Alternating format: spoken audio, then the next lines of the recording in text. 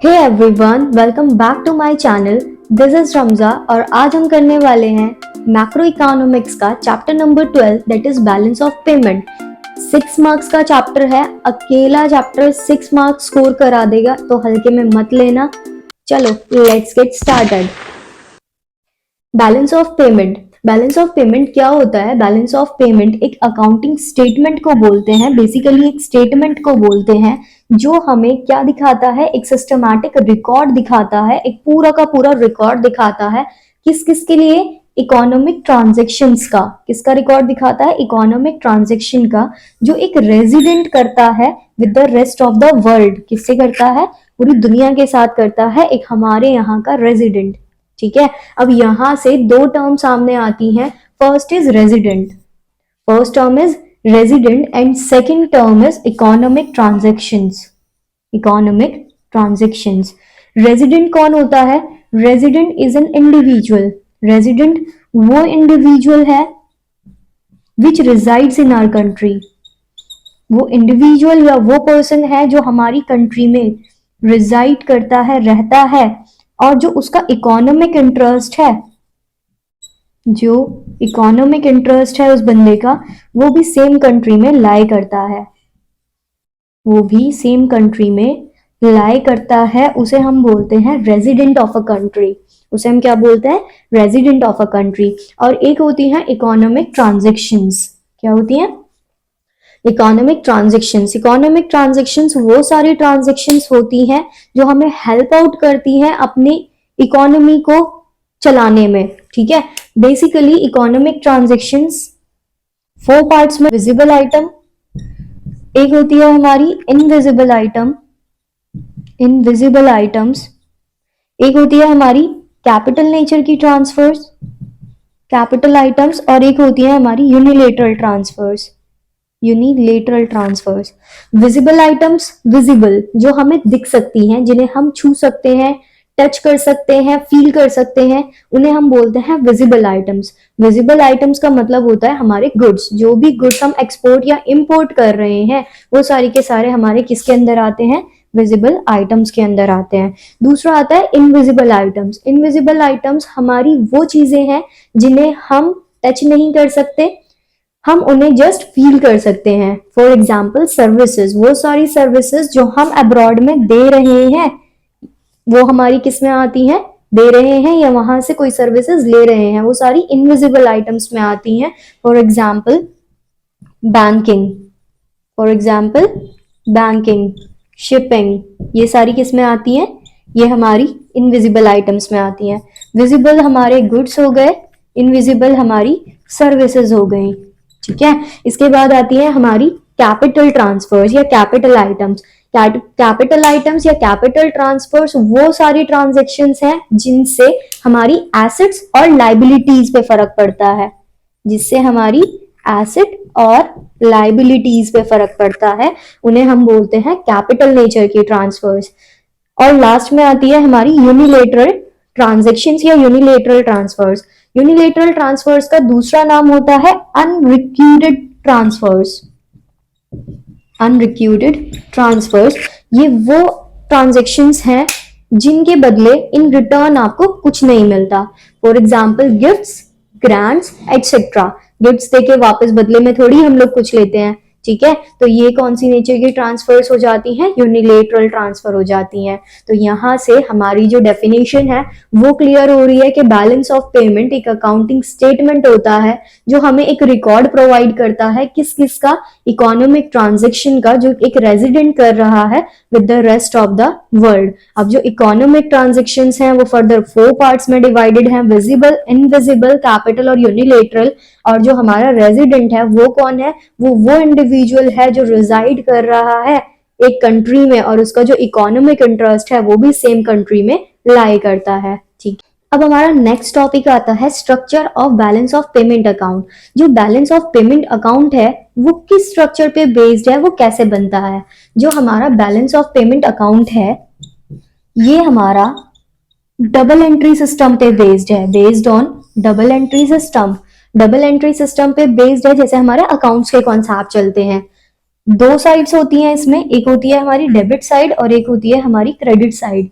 जितना भी इनफ्लो होगा किसका, फॉरेन एक्सचेंज का। जब आप लोग फॉरेन ट्रेड करोगे तो वहां से फॉरेन एक्सचेंजेस ही तो मिलेंगे, फॉरेन करेंसी ही तो मिलेगी।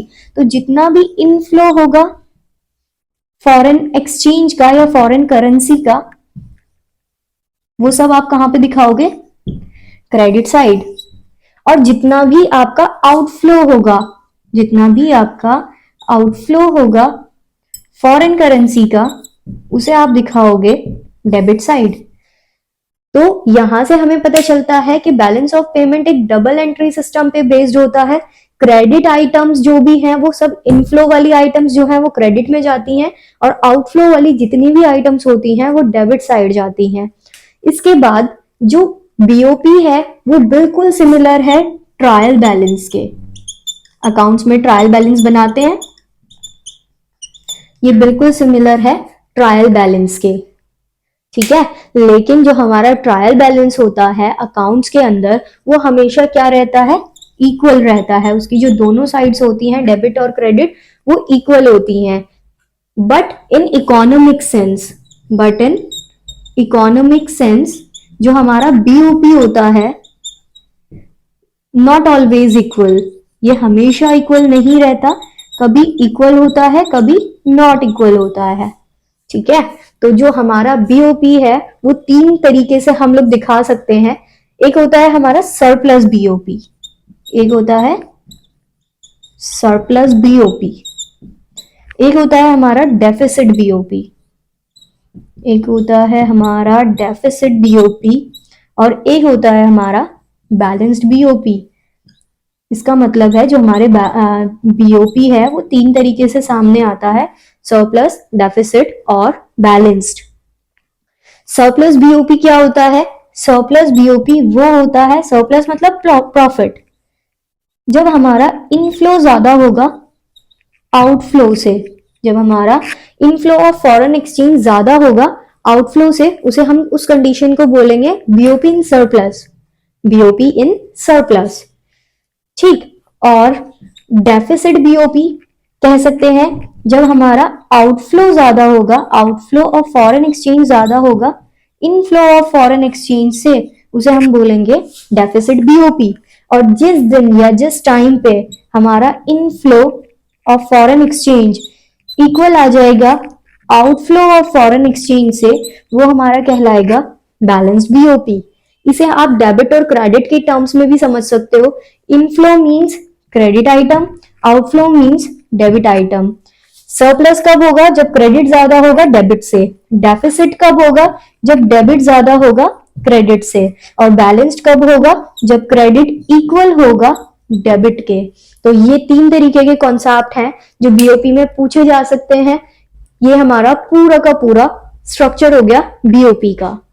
अब हमारा एक छोटा सा टॉपिक आ रहा है जिसका नाम है बीओटी। एक तो था बीओपी जो अभी हम पढ़ के आए हैं, अब एक टॉपिक आ रहा है BOT, balance of trade. Balance of trade क्या होता है, देखो एक था बीओपी, बीओपी में चार चीजें आ रही थी, बीओपी में चार टर्म्स आई थी। एक था विजिबल, एक था इनविजिबल, एक था यूनिलेटरल और एक था कैपिटल, ये चार आइटम्स हम लोग बीओपी में लेते थे। अगर सिर्फ हम बात करें विजिबल आइटम्स की, सिर्फ और सिर्फ अगर विजिबल आइटम्स की बात करेंगे तो वो हमारा हो जाएगा BOT, balance of trade. Balance of trade is the difference between export of goods and import of goods. Just goods की बात करेंगे तो बीओटी हो जाएगा। तो बीओटी का एक फॉर्मूला भी है, बीओटी का फॉर्मूला होता है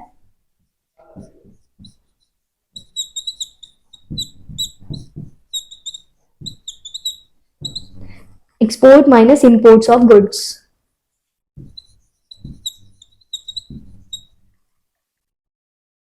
बीओटी भी तीन तरीके का होता है, एक होता है सरप्लस, एक होता है बैलेंस्ड और एक होता है डेफिसिट।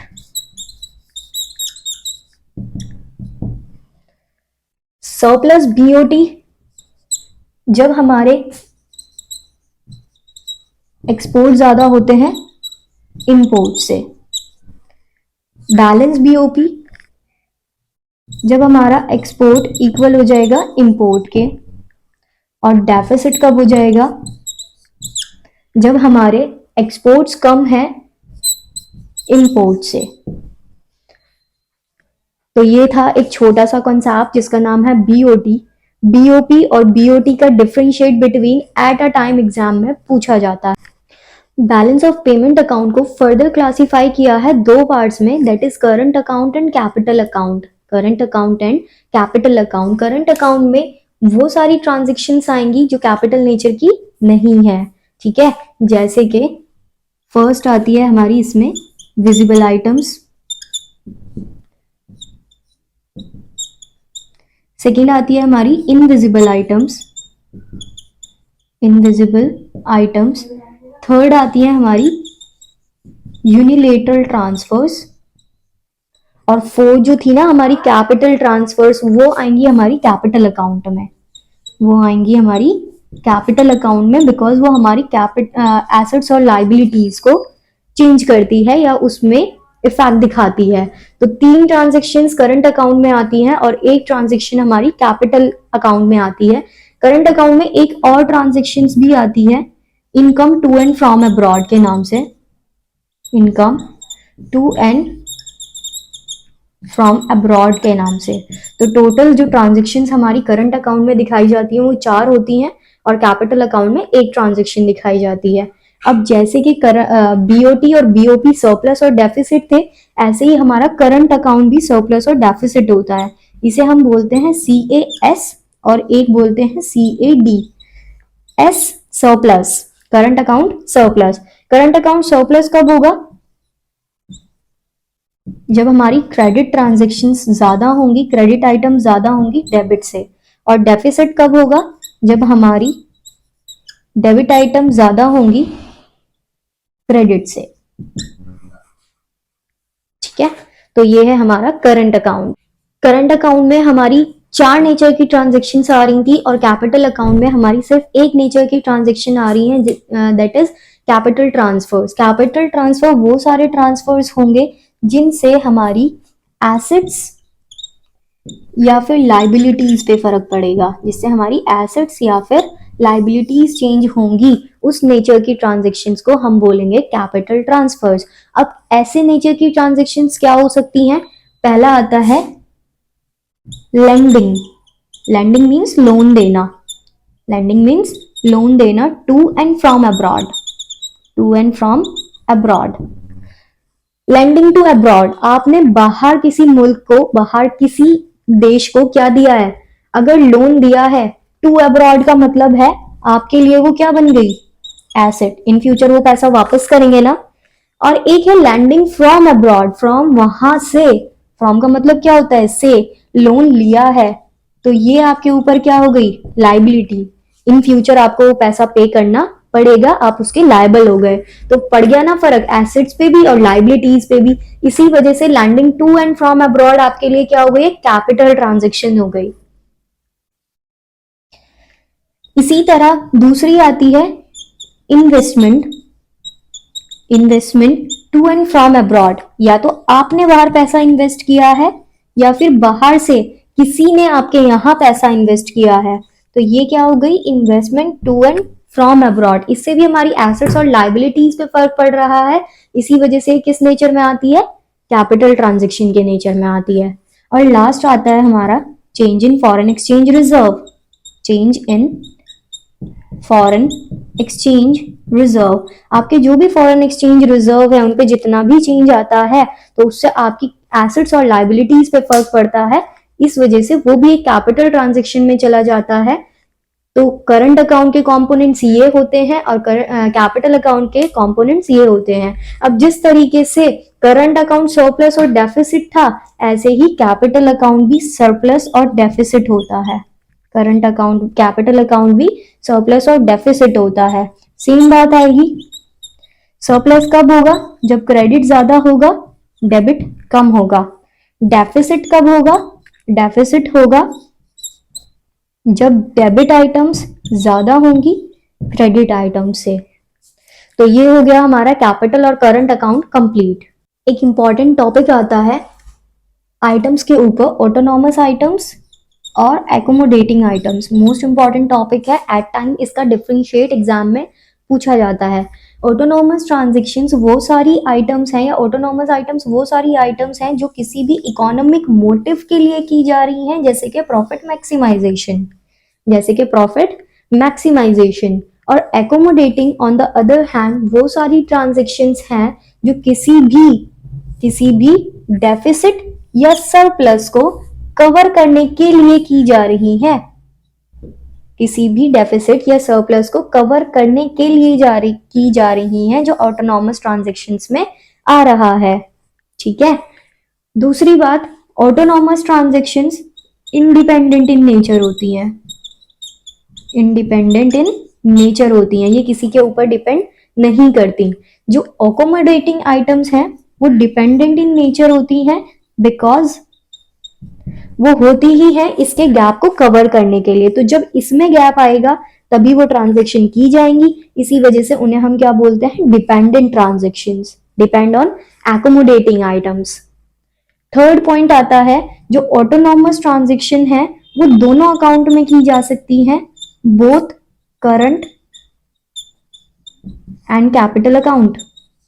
ऑटोनॉमस ट्रांजैक्शंस जो हैं वो बोथ करंट और कैपिटल अकाउंट दोनों में की जा सकती हैं, जबकि जो एकोमोडेटिंग आइटम्स हैं वो सिर्फ और सिर्फ कैपिटल अकाउंट में की जा सकती हैं। Accommodating items.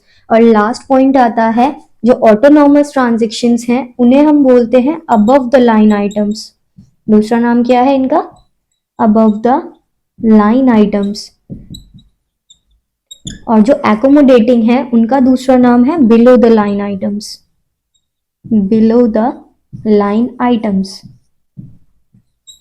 ये चार डिफरेंस है इन दोनों के बीच। मोस्ट इंपॉर्टेंट है, मैक्सिमम टाइम ये आपसे एग्जाम में पूछे जाते हैं डिफरेंशिएट की फॉर्म में। ये था हमारा छोटा सा चैप्टर बैलेंस ऑफ पेमेंट, यहीं पे कंप्लीट हो जाता है। इतना छोटा सा चैप्टर 6 मार्क्स में आ रखा है, अच्छे से प्रिपेयर करो। होपफुली ये वीडियो आपको काम आएगी, सारे कॉन्सेप्ट्स क्लियर हो चुके होंगे। मिलते हैं अब नेक्स्ट वीडियो में with important questions and so on. जब तक के लिए अपना ध्यान रखो, टाटा।